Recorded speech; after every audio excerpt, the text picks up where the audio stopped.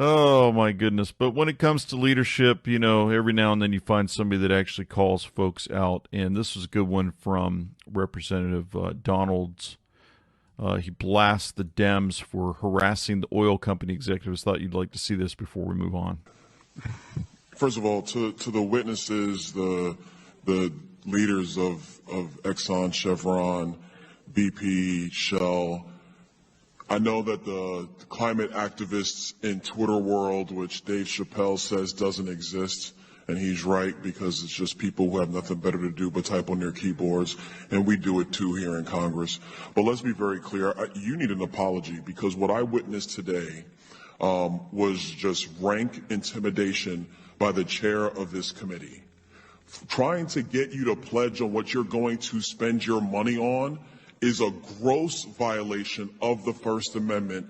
And just because we're members of Congress and we got microphones and we pass laws does not mean that we also have the ability to infringe on your ability to organize, whether it's API or anybody else, or what you choose to spend your money on. It is disgusting.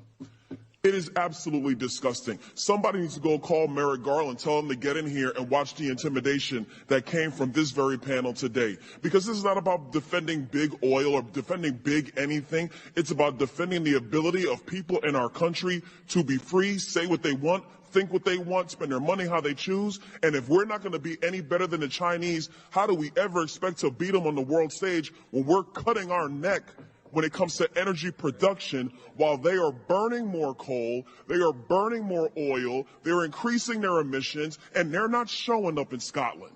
You know why they're not showing up in Scotland? Because they're interested in building an economy.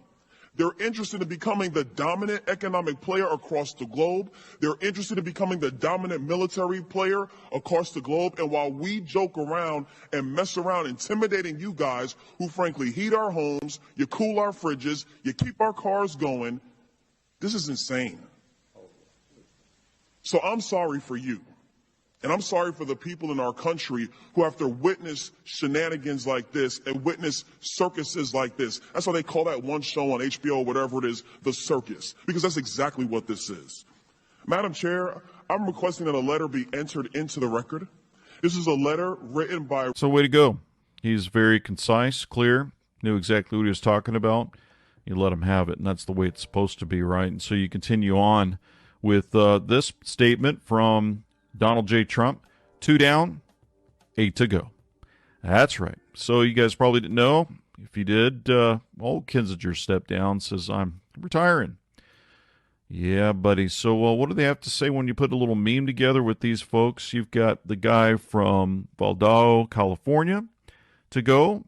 We got Mayor, Upton, Cheney, Kotko, Rice, Mueller, and Newhouse. They need to go. Cool. So recently there was a visit, right, with old Biden and the Pope.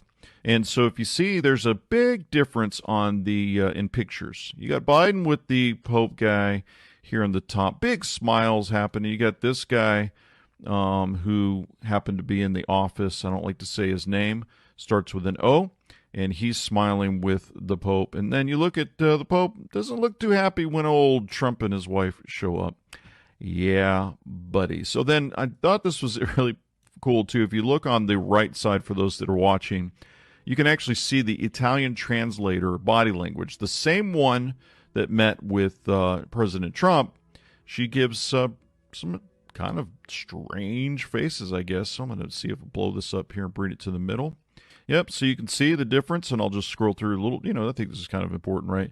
The bottom, she's looking around like just losing her mind. She looks like she's seen a ghost, and she just can't handle being right there close to President Trump. But boy, when she sees Biden, the actor with the mask on, she's just loving him and just smiling and just so filled with joy.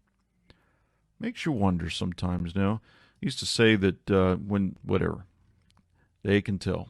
So we're going to go a step further, the Serpent Cathedral and its altar. If you guys have ever seen this before, you'll notice that the Serpent Cathedral, that's where the Pope sits, right in that very background there. And what does it look like to you? 2 eyes, and you got the scales and the teeth and the tongue.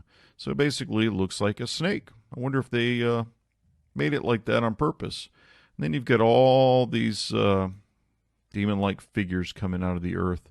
So it makes you wonder even more what's going on there. But it's going to take a little longer to show you some stuff that I'm going to get into here.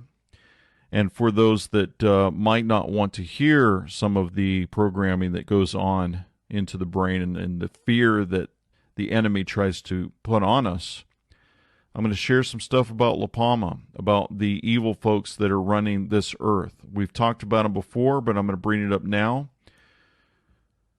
Free the Will Patriot said a unified and sincerely God-centered society can defeat the enemy. So before I bring up this enemy, some of the things that are tied together, it would take hours and hours. Folks have done great videos on it. You can find them. A few satanic families have control over all industries throughout a Vanguard BlackRock monopoly. We talked about BlackRock. We talked about Vanguard. Rockefeller, DuPont, Carnegie, Bush, Rothschild, Orsini, British royals. These appendages of the primordial serpent use their satanic proxies, Gates, Soros, and Clinton foundations to launder their money and ferment terror.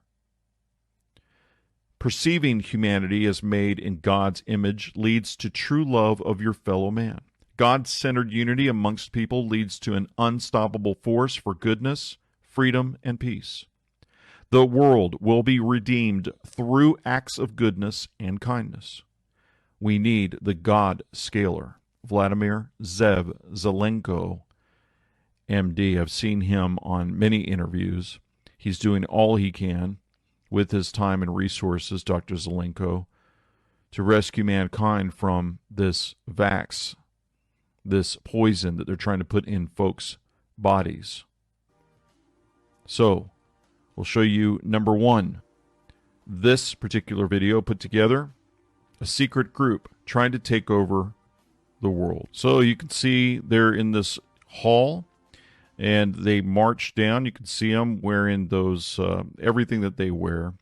We've talked about the halls that they're in, how they're designed, how a lot of the movies in Hollywood have their information and their symbolism plastered everywhere. So if you know anybody that's in this, that joined it, and you'd like to sit down and question them, just sit down and start opening the Bible and read it to them, and ask them what it took for them to get into this secret society.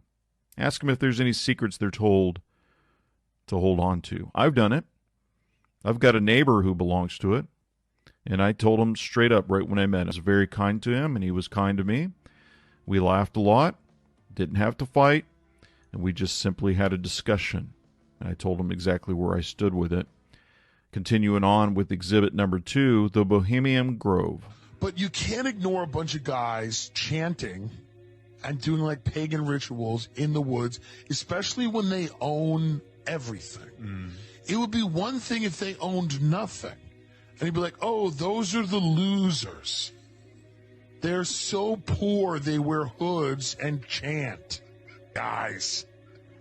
But when it's like, who are those guys? And it's like, oh, they own everything. They own banks and media company, and they're in the woods.